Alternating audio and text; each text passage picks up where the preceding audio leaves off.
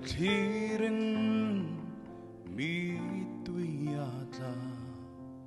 nat na khuma an mu thana anzal mo shila henge ye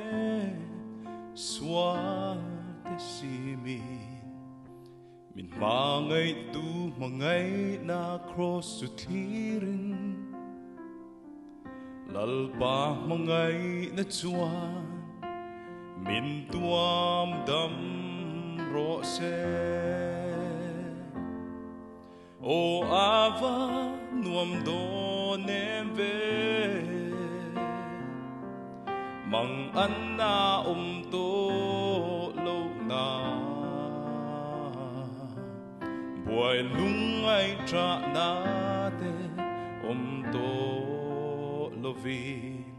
van ram nuama angel ho tenen lengi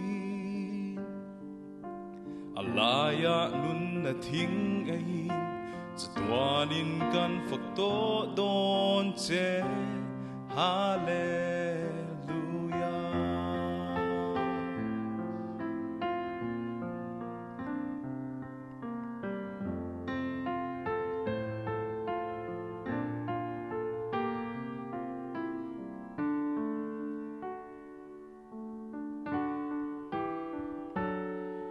Khawvel Thlirin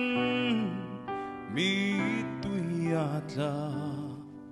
chiat na te an pung rthei te an ru sing mi mangai na alo dai zota zalen na ko leng chu her chuak thoi se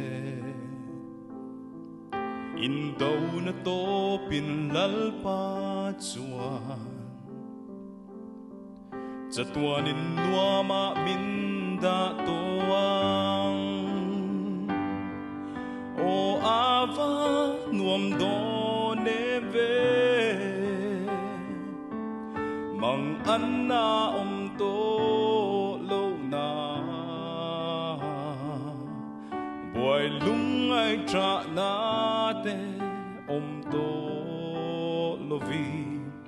van ram nuama angel ho tenen lengi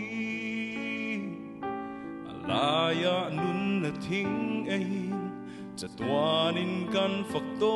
don che hallelujah.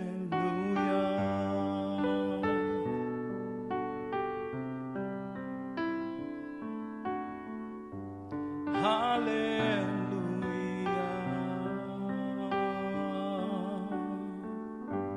Lalparo puirosa.